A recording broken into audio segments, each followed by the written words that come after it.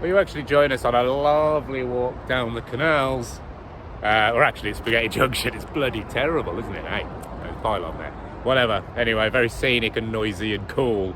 Pretty street, just like Pippin. So we're going to run through the RABBITGOO harness whilst we're out here. I don't know how I'm going to throw this video together. Obviously, going to have to go on more walks today with different harnesses on. But for now, this is the RABBITGOO. It's the new one. It was around $27.99 on Amazon. Nice and easy. Is on Amazon Prime, comes next day, all that. So here we go. Here's the details. So you actually get 1 point of contact for your lead, whereas the other one had 2, I think maybe 3 points, but we'll go back to that in a moment. And we'll run through what are the pros and cons of all of the various ones we've got through. But for now, this is the best one for a Greyhound as far as I'm concerned. So what's cool about this, it's a bit of a pain in the ass because it only has 2 clips. This neck one doesn't unclip, so you actually have to put your dog's leg in it first, get it over his head, we'll do this in a video, and then just clip these 2. One of them's a really cool belt with an adjustable slidey patch which just sit very nicely against his tom-tom, and you can move it around, all good. This one, padded again, but only just under the ribs. No extra stuff here and here, so there's nothing to wear on his armpits, which is cool. So there is a little bit of protection there for oncoming sharps, but that's all you get. And there's nowhere to actually put, if you did want to put any name tags or anything on this, you've just got there. But besides that, I mean, it's really nice that it's got back kind of breathy space there, so there's some air flowing. 2 handles, I'm not sure what that's for, maybe to stop him running off, but he's not much of a puller anyway. This is literally for when he gets too excited and or attacks by dogs and then flips out and then, you know, he can get out of harnesses very easily. So this one he can't. Yeah, it's been brilliant so far. So there we go. This is probably going to be a bit of a mess of a video because I have no actual plan for this. But there you go. And while we're here, actually, I mean, it's barely worth even mentioning, but the martingale collar, which featured in that last update, when I said it was kind of cool how it works with it, you know, you clip onto here, and with he pulls it makes it smaller so he can't slip over his head, in theory. But it turns out they are absolutely terrible, as far as he's concerned anyway. And yeah, you could get out of that no problem just by reversing quickly without even causing tension on the lead. That's how quick you can get out of that shit. So waste of time, but really nice. I mean, I've got to say, it's comfortable enough for him to wear 24/7. And it's nice to have him tagged up then, isn't it? And he looks a bit more like a dog with it on, so it's pretty cool. Go on in, off you go. So I'm a big fan of allowing your dog to carry things for himself. Just strapping things to the dog in general. But there you go, plenty of places to hook the lead if you do want him to chill, but you've got nowhere to put it yourself. Well, we've got a runner coming up, so he's gonna... Oh, feeling brave today? I think the RABBITGOO makes him braver. I'm not sure, we've got to confirm.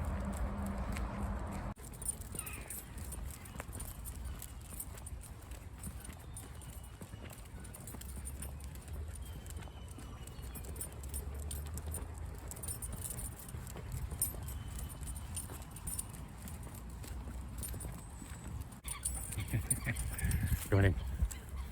What's he doing? Go on.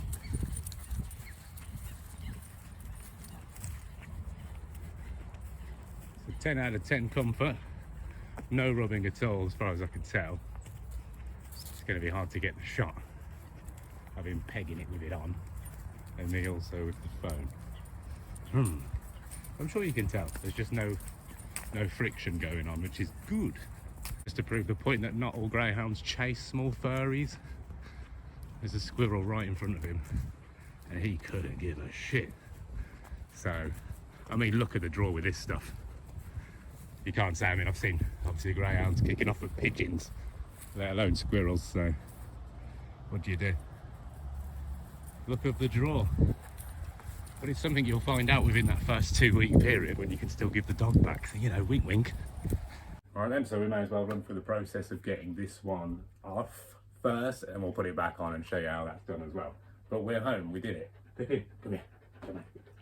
So, as usual, I guess it's just easier to get rid of the lead every time, no matter what, get out the way, so just bonk your dog in the head when you're taking this one off in particular. So, Pippin, come here. as you can see, 1 clip, 2 clip. So this back one is literally just for the underbelly kind of belt. This second one pins the chest piece and the under rib cage piece to the top piece. So it's super secure. So once them two are done, it is a bit of a faff. Pay attention. So it's got to go over his head, and greyhounds probably are the max size you can get when using. This is the large. And yeah, I guess if a small dog, you'd put that under its leg, and then getting it over its neck isn't a problem. But obviously they've got draft necks, so it's just a bit of a different thing. But there you go. That's how it happens. I don't think I'm going to annoy him now by putting it back on, am I? You get the job. We don't have to do it. So there he is, chilling. That's his sofa now anyway. And he's known as kind of, I don't know, he's a bit of a Noel. He's like Nick, he's a Steve. He's just a roommate in the house. So the other one, which you've seen in many videos, there was a guy who commented asking which one this was. It is a, what the hell?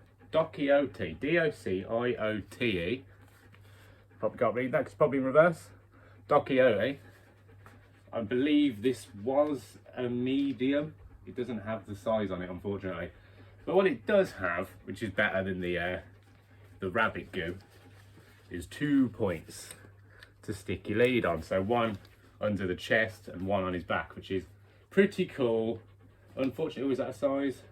Oh no, this is the extra large. Okay, extra large.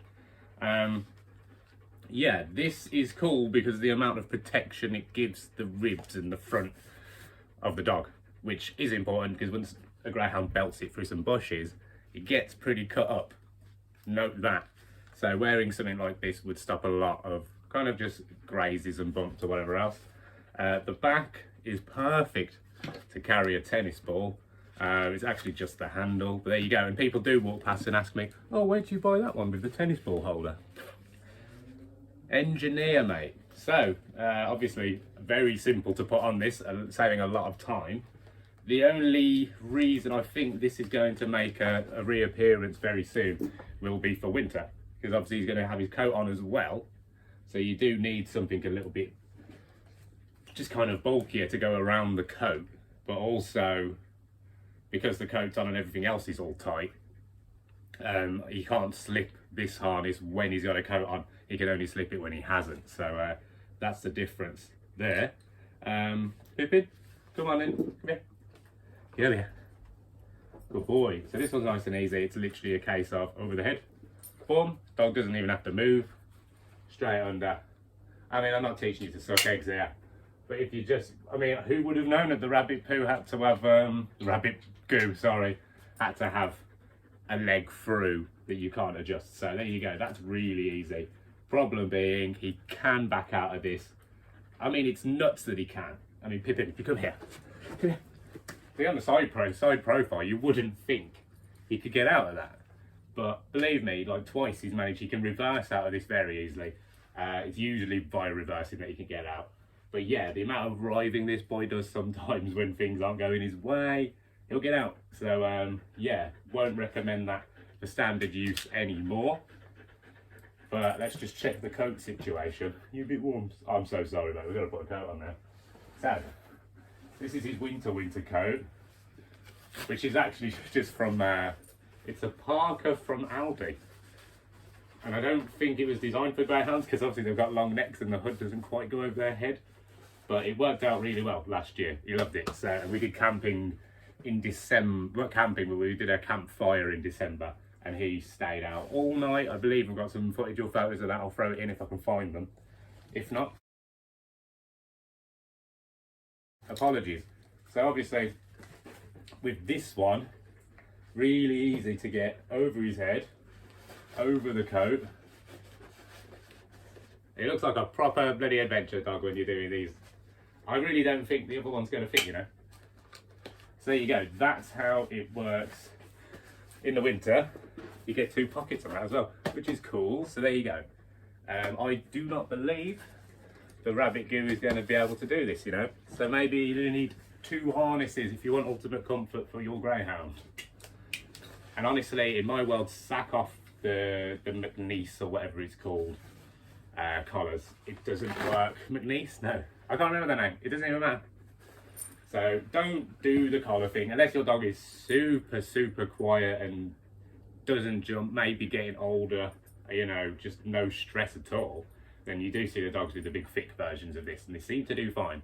But this guy is way too flippy weird to be just putting up with that. So I wouldn't even trust this just nipping out for a piss anymore. I wouldn't. So it's just for his name tag now. And that's the end of the show. We're going to let Pip go now because he's quite warm. But thanks for joining. I hope that was informative. And yeah, one more thing to mention really is just that these extendables are quite good. I went for this is like for large dogs, supposedly, which just means it's a little bit harder to pull. So if I did go for a larger dog one, like the extra large, big, thick ones, I don't think Pippin would enjoy pulling the tension on that as much, and he'd just feel like he was being held back, which would be a pain in the arse. So this is fine. He has done crazy backflips and stuff on this, and it's not showing any signs of wear or tear. So, and that's in, it's like probably 6 months in now, so 3 times a day, that kind of thing.